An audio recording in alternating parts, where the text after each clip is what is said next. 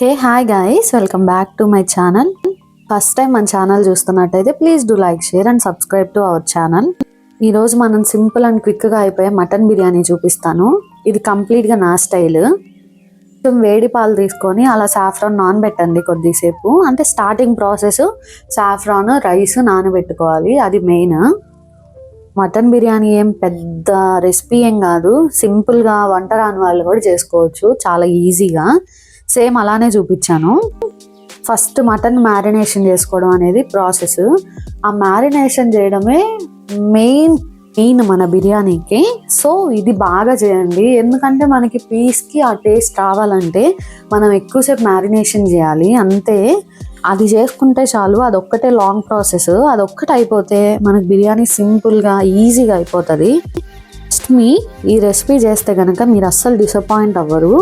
As it is నేను చెప్పినట్టు చేసి డెఫినెట్గా కామెంట్ చేయండి, మీకైతే నచ్చుతుంది. ఎందుకంటే చాలా లాంగ్ ప్రాసెస్ కాకుండా బిర్యానీలోనే సింపుల్గా క్విక్గా అయిపోయే ప్రాసెస్ నేను ఈరోజు చూపించాను. ఇంకా చాలా ప్రాసెస్ ఉంటుంది మటన్ బిర్యానీకి. దాన్ని నేను అలా కాకుండా అందరికీ అర్థమయ్యేలాగా సింపుల్గా అయిపోయేలా చేశాను.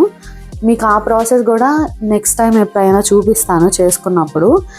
ఇదైతే ది మస్ట్ ట్రై రెసిపీ. అంటే యాక్చువల్గా అందరూ ఏమనుకుంటారంటే మటన్ సరిగ్గా బాయిల్ అవ్వదు, బాగోదు మటన్ బిర్యానీ అని చెప్పి చాలామంది చేసుకోరు. సో నేను చెప్పినట్టు చేసుకుంటే కనుక డెఫినెట్గా మంచి రెసిపీ వస్తుంది. ఏంటంటే మనం ఫస్ట్ మటన్ తీసుకోవడమే, మంచి మటన్ తీసుకోవాలి, లేతగా ఉండాలి. లేతగా ఉంటే ఏంటంటే మనకి త్వరగా బాయిల్ అవుతుంది, టేస్ట్ కూడా బాగుంటుంది. డెఫినెట్గా గుర్తుపెట్టుకోండి, లేత మటన్ తీసుకోండి. అండ్ ఇదిగోండి, మ్యారినేషన్లో ఆయిల్ వేసాను కదా, మ్యాక్సిమం 1/2 కప్ ఆయిల్ వేయాలి, 1/2 కప్ పెరుగు వేయాలి. ఇంకా ఆయిల్ మనం యూజ్ చేయము, ఓన్లీ మ్యారినేషన్లోనే మనం ఆయిల్ యూజ్ చేస్తాము. వెల్లుల్లి పేస్ట్ కానీ, కారం కానీ, ఉప్పు కానీ అన్నీ మనం ఇప్పుడే వేసేసుకోవాలి, ఎక్కువ క్వాంటిటీ. ఎందుకంటే రైస్ కూడా మనం దీనిలోనే బాయిల్ చేస్తాము. నార్మల్గా ఏంటంటే విడిగా రైస్ బాయిల్ చేసి దీని మీద లేయరింగ్ చేస్తారు. సో అది చాలా ప్రాసెస్ కదా, చేసుకోలేని వాళ్ళు ఉంటారు, బ్యాచిలర్స్ ఉంటారు అని చెప్పి నేను ఇలా చూపించాను. ప్రాసెస్ ఎలా అనేది మీరు కనుక చూడకపోతే చికెన్ 65 బిర్యానీ అని చెప్పేసి నేను చేశాను.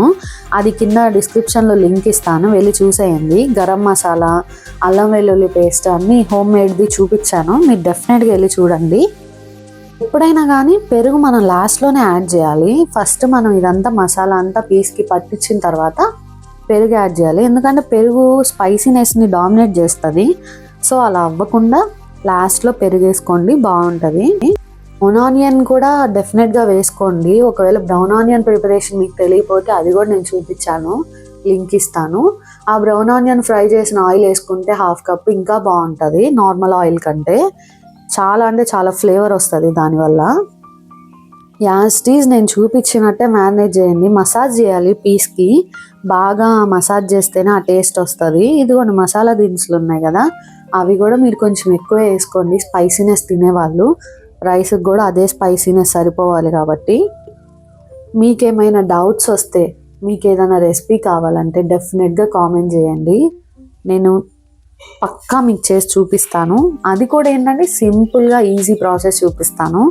మీరు ఏ రెసిపీ అయినా చూడండి, ఇంత ఈజీగా చూపించిన వాళ్ళైతే ఉండరు.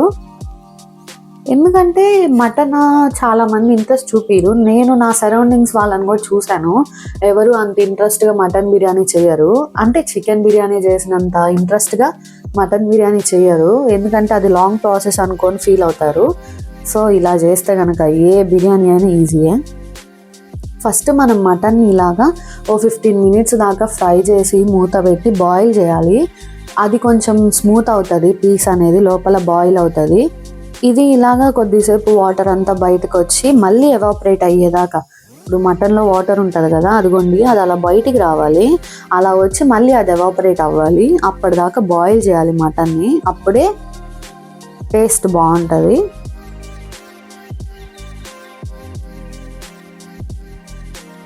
ఈ మటన్ బాయిల్ చేసే ప్రాసెస్ అంతా మనకి కన్ఫామ్గా మూత పెట్టి లో ఫ్లేమ్లోనే జరగాలి, అప్పుడే బాగా బాయిల్ అవుతుంది మటన్.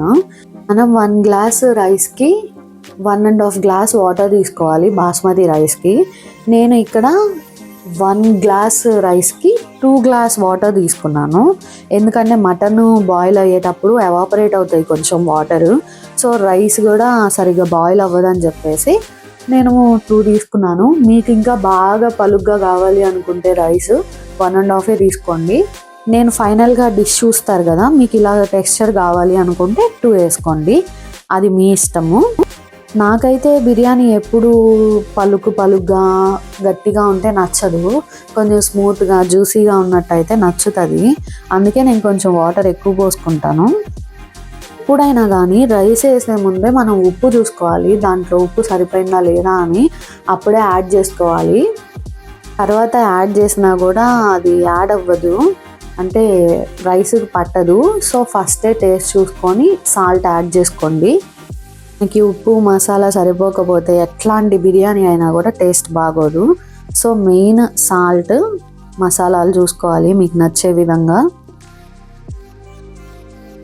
ఇలా నెయ్యి పోసుకోండి పైన. నేను కావాలనే చిన్నగా పడేలాగా వేసుకున్నాను, ఎందుకంటే స్పూన్తో అనుకోండి ఒక ప్లేస్లోనే ఎక్కువ పడిపోతుంది. అందుకని నేను ఇలాగా నెయ్యి పావు తీసుకొని చిన్నగా పడేటట్టు వేసుకుంటున్నాను. తర్వాత బిర్యానీ మసాలా వేసుకోవాలి. షాహీ బిర్యానీ మసాలా యూజ్ చేశాను నేను. మీరు ఏదైనా మసాలా లేదనుకోండి గరం మసాలా అయినా వేయచ్చు. బ్రౌన్ ఆనియన్ వేసేయండి. కొత్తిమీర పుదీనా అయితే నేను యాడ్ చేయలేదు, ఎందుకంటే ఫస్టే వేసాను కాబట్టి.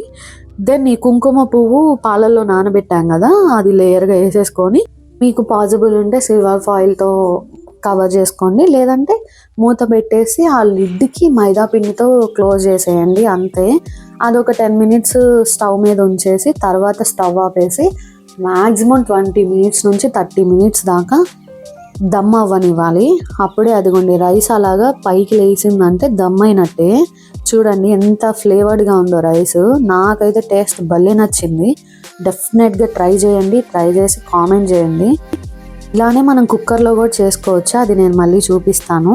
ఇలా మటన్ బిర్యానీ తీసుకొని కలియా ఉంటుంది కదా, నేను కలియా రెసిపీ కూడా మీకు చూపించాను, ఆ లింక్ కూడా డిస్క్రిప్షన్లో ఇస్తాను. 2 కలుపుకొని తింటే ఉంటుంది, సూపర్ ఉంటుంది, must try recipe. Thank you guys. ఇంకా మన ఛానల్ ఎవరైనా సబ్స్క్రైబ్ చేసుకోకపోతే ఇప్పుడే సబ్స్క్రైబ్ చేసుకోండి. మీకు ఏమైనా రెసిపీస్ కావాలంటే కామెంట్ చేయండి.